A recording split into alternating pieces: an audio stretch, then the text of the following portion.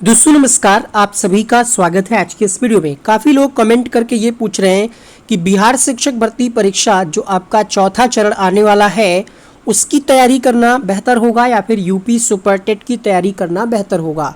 इस वीडियो में हम कंप्लीट आपको बताने वाले हैं कि दोनों की तैयारी आप एक साथ करें या फिर सिर्फ आप यूपी सुपर टेट की तैयारी करें, कौन सी वैकेंसी पहले आ सकती है, किसमें सैलरी ज़्यादा है और किसमें आपको ज़्यादा कंफर्ट रहेगा। इस वीडियो को शुरुआत से अंत तक देखिएगा। ऐसी ही महत्वपूर्ण अपडेट और ऑथेंटिक अपडेट के लिए चैनल को सब्सक्राइब करें, बेल आइकन को ऑन करें। एक साथ दोनों की तैयारी कैसे करें, सिलेबस में क्या अंतर है, इन सभी जानकारी के लिए वीडियो को पूरा देखिए। देखिए, सबसे पहले हम बात करें बीपीएससी टीआरई 4।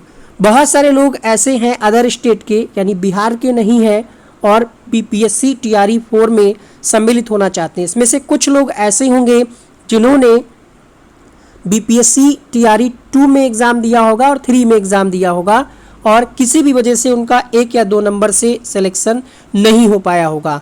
और कुछ ऐसे कैंडिडेट होंगे जो फ्रेश होंगे, जो अब मन बनाए होंगे कि चलिए 3 मौके हमारे छूट गए, अब की बार हम जरूर फॉर्म भरेंगे बीपीएससी टीआरई 4 का। क्योंकि बहुत सारे लोग यूपी से हैं, झारखंड से हैं, राजस्थान से हैं, अदर स्टेट से जो हैं वो बिहार नाम से थोड़ा सा उनको ऑड लगता है। उनको लगता है कि यार वहाँ हम नौकरी नहीं कर पाएंगे, सरवाइव नहीं कर पाएंगे।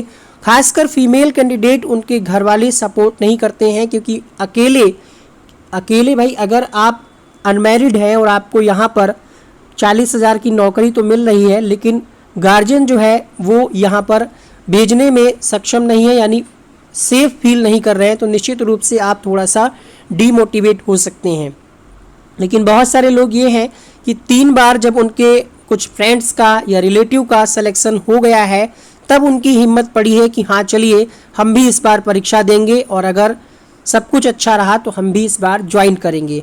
तो अब यहाँ पर कन्फ्यूजन बन रही है क्योंकि उत्तर प्रदेश में भी शिक्षक भर्ती आने के चांसेस बन रहे हैं।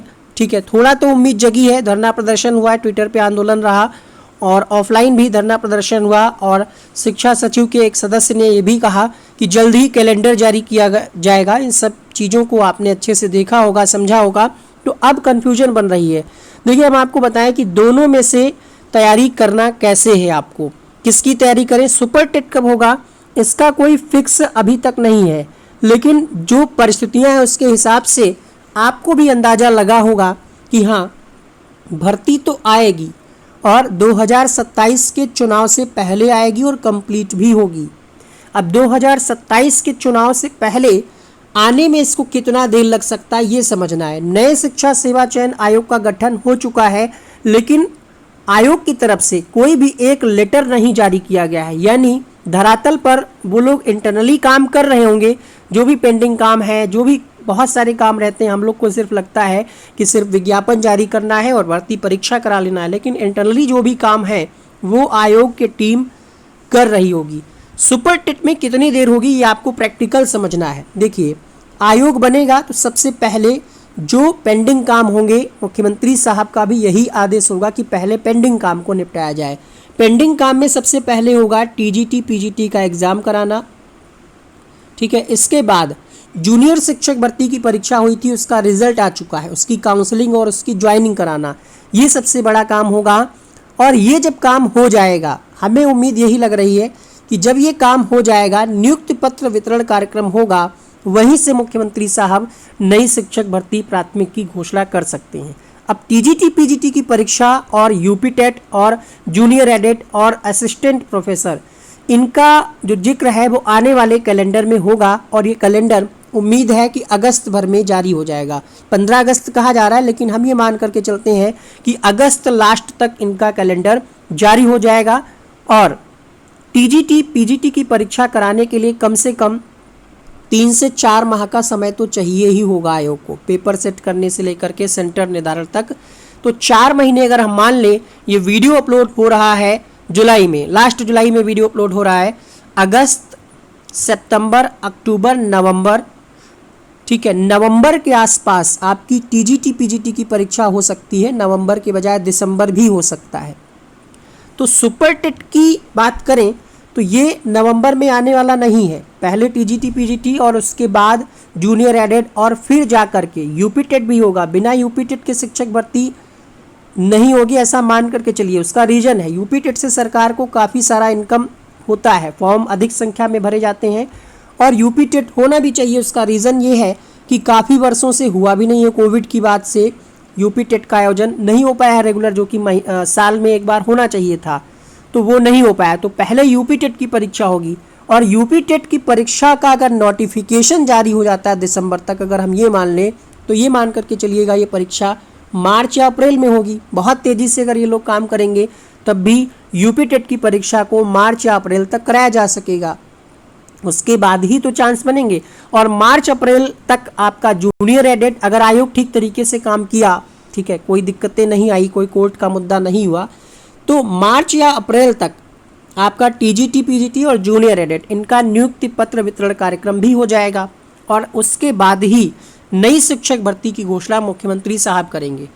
जब तक वो घोषणा नहीं करेंगे तब तक आयोग का कोई व्यक्ति, शिक्षा मंत्री कोई कुछ भी कह दे, कुछ भी नहीं होने वाला है। ये कड़वा सत्य है, आपको मानना होगा। और मुख्यमंत्री साहब जब कह देंगे तब सभी जगह आपको वही चीज़ें पता चलेंगी। तो यहाँ पर आपको अनुमान क्या लग रहा है कि सुपर टेट इस साल होना असंभव है, मुश्किल है। लेकिन बीपीएससी टीआरई 4 की बात करें, अगस्त में प्रस्तावित था, लेकिन चूंकि टीआरई 3 की परीक्षा रद्द हो गई थी पेपर लीक की वजह से, इसलिए इसको हटा दिया गया कैलेंडर से। मतलब डेट इसकी भी फिक्स नहीं है। अनुमान ये लगाया जा रहा है कि ये भी परीक्षा साल के अंत तक होगी। क्यों? क्योंकि बिहार में 2025 में चुनाव है विधानसभा का, ठीक है। यहाँ पर 2025 में है और यूपी में 2027 में है। और 2025 के चुनाव की वजह से ही ये लगातार बैक टू बैक वैकेंसी आ रही हैं और भी बहुत काम तेज़ी से चल रहे हैं। मुख्यमंत्री नीतीश कुमार भारतीय जनता पार्टी के साथ हैं, ठीक है, उन्हीं के साथ इनकी सरकार है बिहार में। तो टीआरई 4 इस साल के अंत तक आएगा विज्ञापन। कंपटीशन इस बार ज़्यादा होगा, हर परीक्षा में कंपटीशन बढ़ रहा है। टीआरई 1 में कम था, क्यों? क्योंकि सीट की संख्या ज़्यादा थी। टीआरई 2 में और कंपटीशन बढ़ा, 3 में और बढ़ा, ठीक है। जहाँ तक मुझे याद है टीआरई 1 में लगभग 70,000 से अधिक पोस्ट थे सिर्फ प्राइमरी के, और जो टीआरई 3 हुआ है इसमें लगभग 87,000 टोटल पोस्ट हैं। तो इतना अंतर है, ठीक है। तो टीआरई 4 जब भी होगा वैकेंसी कम होंगी, पदों की संख्या कम होगी, कैंडिडेट ज़्यादा होंगे, कंपटीशन मतलब भर का होगा। लेकिन आप फॉर्म भरिएगा, आपको तो एक ही सीट चाहिए, आप अपनी एक सीट के लिए लड़ाई लड़िए, तैयारी करिए। एक साथ दोनों की तैयारी कैसे?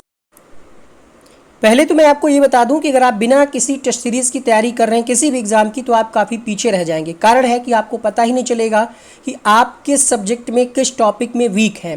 टेस्ट सीरीज लगाने से क्या होता है, आपको पता चलता है आपकी रैंक, क्वेश्चंस किस तरीके से आ रहे हैं, आपकी स्पीड इंक्रीज होती है, आप क्वेश्चंस का एनालिसिस कर पाते हैं। तो आप बेहतरीन टेस्ट सीरीज़ के लिए यहाँ पर हम आपको रिकमेंड करेंगे टेक्स्ट बुक।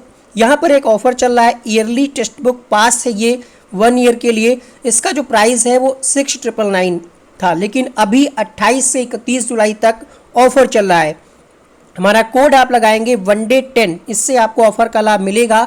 इस टेस्ट सीरीज़ में, इस पास में आपको क्या क्या मिलेगा? एक पास आपको, मतलब एक बार सब्सक्रिप्शन लेना है, आप सभी एग्ज़ाम के लिए एक्सेस कर पाएंगे। 80,000 से ज़्यादा मॉक टेस्ट हैं 800 एग्ज़ाम के लिए, ठीक है। चाहे आप टीचिंग की तैयारी कर रहे हो, एसएससी की, बैंक की, या फिर किसी भी वनडे एग्ज़ाम की, 800 एग्ज़ाम की यहाँ पर मॉक टेस्ट आपको उपलब्ध है। 27 लाख से ज़्यादा यहाँ पर एक्टिव यूज़र्स हैं, 12 से अधिक भाषाओं में है। आप हमारा कोड यूज़ करें OneDay10। अब यहाँ पर क्या क्या आपको बेनिफिट मिलेगा? सबसे पहली बात तो आप एनालिसिस कर पाएंगे कि आपकी तैयारी कितनी है, ठीक है, कहाँ पर आप फाइट कर रहे हैं। और इस मॉक टेस्ट में आपको चैप्टर टेस्ट मिलेगा, सेक्शन वाइज टेस्ट मिलेगा, सब्जेक्ट टेस्ट मिलेगा, और जिस भी आप परीक्षा की तैयारी कर रहे हैं उसका कंप्लीट मॉडल पेपर यानी फुल टेस्ट भी मिलेगा। फुल टेस्ट लगाने के बाद आप चेक कर पाएंगे कि आपका वीक और स्ट्रॉन्ग सेक्शन कौन सा है, और आपकी रैंक भी वहाँ पर दिखेगी। तो डिस्क्रिप्शन बॉक्स में बाई लिंक आपको मिल जाएगा। एक साथ दोनों एग्ज़ाम की तैयारी करने के लिए आपको क्या करना है, ये हमने पिछली वीडियो में भी बताया था आपको कि कैसे आप किसी भी गवर्नमेंट एग्ज़ाम की तैयारी एक साथ कर सकते हैं, एक साथ 2-3 एग्ज़ाम की तैयारी कर सकते हैं। आप में से बहुत सारे ऐसे लोग होंगे जिन्होंने उत्तर प्रदेश पुलिस का एग्ज़ाम दिया होगा और री एग्ज़ाम के लिए भी तैयारी कर रहे होंगे। देखिए कुछ टॉपिक ऐसे होते हैं जो हमेशा मतलब एवरग्रीन होते हैं, कोई भी आप एग्ज़ाम में बैठेंगे क्वेश्चन आना ही आना है। एग्जाम्पल की बात करें, जैसे साइंस के कुछ टॉपिक हैं, रोग हो गया, ठीक है, दिवस हो गए, पर्यावरण के अंतर्गत कुछ अधिनियम हैं, बहुत सारे ऐसे टॉपिक हैं जो लगभग हर एग्ज़ाम में पूछे जाते हैं। मैथ की अगर हम बात करें, कुछ ऐसे चैप्टर हैं जो लगभग हर एग्ज़ाम में पूछे जाते हैं, जैसे प्रतिशत वाले सवाल हर एग्ज़ाम में, ठीक है, दिशा वाले सवाल हर एग्ज़ाम में पूछे जाते हैं, सीटिंग अरेंजमेंट, ठीक है, हालांकि ये रीजनिंग में भी आता है, मैथ में भी आता है। बहुत सारे ऐसे टॉपिक हैं, अनुपात, समानुपात, प्रतिशत, चक्रवृद्धि ब्याज, ठीक है, ये कुछ टॉपिक हैं, बहुत सारे टॉपिक जो आपको लगभग हर एग्ज़ाम में देखने को मिलेंगे। तो इनको आपको कवर करना है। अगर वीक है तो इसको बेसिक से सीखना है, अगर आपको पहले से आता है तो इसकी ज़्यादा से ज़्यादा प्रैक्टिस करनी है, ठीक है। मैथ हो गया, साइंस के टॉपिक, एसएसटी में आपका जैसे पॉलिटी हो गया, तो पॉलिटी में संविधान तो आपको पढ़ना ही पढ़ना है, किसी भी एग्ज़ाम के लिए पढ़ रहे हो। ये जब आप पढ़ेंगे टॉपिक, जैसे संविधान की अगर हम बात करें, तो ये आपको बीपीएससी टीआरई में भी हेल्प करेगा, सुपर टेट में भी हेल्प करेगा, पुलिस एग्ज़ाम में भी हेल्प करेगा, अदर किसी भी एग्ज़ाम में अगर आप फॉर्म फिल कर रहे हैं उसमें भी हेल्प करेगा। करेंट अफेयर्स डेली आप पढ़िए, अभी से पढ़िए, आज से पढ़िए, पहले से अगर पढ़ रहे हैं तो अच्छी बात है। करंट अफेयर्स होगा, ये आपको यूपीपी के एग्ज़ाम में भी आएगा, बीपीएससी टीआरई में भी आएगा और यूपी सुपर टेट में भी आएगा। तो जीएस वाला जो सेक्शन है वो अपना एकदम मजबूत रखिए, ठीक है। अभी मौका है, बाद में पछताएंगे, इससे अच्छा है अभी आप जीएस वाला मजबूत रखिए। शाम को हम क्लास भी चला रहे हैं 7 बजे, इसके अलावा एक रिकॉर्डेड वीडियो भी आपको मिल रहा है। क्वेश्चन पैटर्न में ज़रूर अंतर है। टीआरई जो बीपीएससी के द्वारा परीक्षा आयोजित कराई जाती है उसमें 4 ऑप्शन रहते हैं, थोड़ा सा इसमें 5 ऑप्शन रहते हैं, और अदर जो एग्ज़ाम होते हैं आपका यूपी सुपर टेट, उसमें अभी तक 4 ही ऑप्शन रहे और आगे भी 4 ही रहने की संभावना है। 5 ऑप्शन में थोड़ा सा कन्फ्यूजन तो होता ही है ई और डी ऑप्शन में, बट वो तभी होता है जब आपकी तैयारी थोड़ा सा वीक होती है, आपने प्रैक्टिस कम की है। कोई क्वेश्चन आया, अब आपको उसका आंसर अगर पता है तो आप उसको कर ले जाएंगे, पता ही नहीं है, कन्फ्यूजन तो तब होती है जब आप भूल रहे हैं कुछ। जैसे कोई आपने क्वेश्चन पढ़ा है, उसका उत्तर ऑप्शन में नहीं है, तो आप उपरोक्त में से कोई नहीं लगा देते हैं तुरंत, और अगर आपने उस क्वेश्चन को नहीं पढ़ा है तभी तो कन्फ्यूजन बनती है। तो क्वेश्चन पैटर्न में ज़रूर अंतर है। एक और अंतर है कि बीपीएससी टीआरई में जो है सीडीपी नहीं पूछी जाती है, मतलब इसके सीडीपी नहीं ही पूछी जाती है, और लैंग्वेज पूछी जाती है लेकिन सिर्फ वो क्वालिफाइंग होती है, लेकिन पढ़ना तो उसके लिए भी है। यूपी सुपर टेट में सीडीपी 30 नंबर का और लैंग्वेज 40 नंबर का, शायद 20 की हिंदी, 20 में संस्कृत और इंग्लिश, ये आपको एक्स्ट्रा पढ़ना पड़ता है। तो लैंग्वेज आपको यहाँ भी पढ़ना है, यानी बीपीएससी टीआरई में भी पढ़ना है और यूपी सुपर टेट में पढ़ना है, सिर्फ सीडीपी का डिफरेंस रहता है। और सीडीपी आपकी, हमें नहीं लगता अगर आपका अदर सब्जेक्ट भी ठीक ठाक होगा तो सीडीपी के 30 क्वेश्चन है, उसमें आप 25 प्लस स्कोर जरूर कर ले जाएंगे, क्योंकि उसमें बहुत ज़्यादा डीप में या बहुत ज़्यादा कठिन नहीं पूछा जाता है। पिछला पेपर देखेंगे तो आपको समझ आ जाएगा। तो 25 प्लस स्कोर कर लेंगे। ये आप तब पढ़ लीजिएगा जब विज्ञापन आ जाए, 2 महीने में आप पर्याप्त पढ़ लेंगे सीडीपी का जो भी टॉपिक होगा, थॉर्नडाइक, पावलोव, ठीक है, ब्लूम और आरटी जितना भी है। तो अभी हमारा आपसे यही कहना है कि दोनों की तैयारी एक साथ करिए, ठीक है। जहाँ भी आपको मौका मिल रहा है, अगर केवीएस में वैकेंसी आ रही, DSSB में वैकेंसी आ रही, जहाँ भी आपको मौका मिल रहा है, कम से कम कुछ सब्जेक्ट तो आपके तैयार रहेंगे। अब आनन फानन में जो वैकेंसी आई थी बिहार में, 3 बार आई, तीनों बार जल्दी जल्दी आई, ज्वाइनिंग हो गई फटाफट से। सिलेक्शन किनका हुआ होगा आपको पता है? सिलेक्शन तो उन्हीं का हुआ होगा जिनका ये पोर्शन पहले से मजबूत होगा। Math, science, SST, current affairs, चलिए मान लिया किसी का नहीं है पढ़ने में इंटरेस्ट, सिलेक्शन यकीनन उन्हीं का हुआ होगा जिनके ये सब्जेक्ट मजबूत रहे होंगे, ठीक है। अब आप सोचिए, जितने भी लोग यूपी से बिहार में जॉब कर रहे हैं, बीपीएससी का एग्ज़ाम देकर के क्वालिफाई किए, उनको क्या पता था कि वो बिहार में कभी ऐसी वैकेंसी आएगी और उनको मौका मिलेगा? नहीं पता था ना। 1 महीने में, 2 महीने में वो लोग भी पढ़ कर के जॉब कर रहे हैं। क्यों? क्योंकि उनका ये पहले से जो है अच्छा था, मतलब पढ़ा हुआ था, सिर्फ रिवीजन करना था। जो नया था बिहार स्पेशल, वो उन्होंने पढ़ लिया, 3-4 क्वेश्चन आए, उनका सिलेक्शन हो गया। तो इतना सा अंतर है।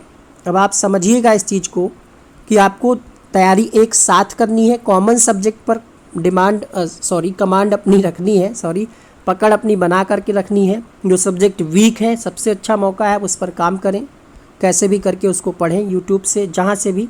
कोर्स खरीदने के चक्कर में ज़्यादा ना रहें, क्योंकि कोर्स आप खरीद लेते हैं, शुरुआत में हफ्ते भर तक तो रहता है जुनून, फिर वो डाउन हो जाता है और कोर्स पड़ा रहता है। तो कोशिश करें जो भी मटेरियल यूट्यूब पे अभी उपलब्ध है उससे पढ़ें। कोई डाउट है कमेंट करें। सैलरी की बात करें तो इस पर भी हमने वीडियो बनाया है। सैलरी में ज़रूर अंतर है। यूपी में जब आप शिक्षक बनेंगे और बिहार में लगभग 10,000 का अंतर आपको देखने को मिलेगा, क्योंकि यहाँ पर बेसिक पे ही आई थिंक 34,000 के आसपास है, और यहाँ पर प्राइमरी की हम बात कर रहे हैं, बेसिक पे 25,000 है। तो अंतर तो है, लेकिन ज़रूरी ये है कि आपकी जॉब लगे। इस वीडियो में इतना ही। उम्मीद करते हैं कुछ आपको मोटिवेशन मिला होगा। वीडियो को लाइक करें, शेयर करें, सब्सक्राइब करें।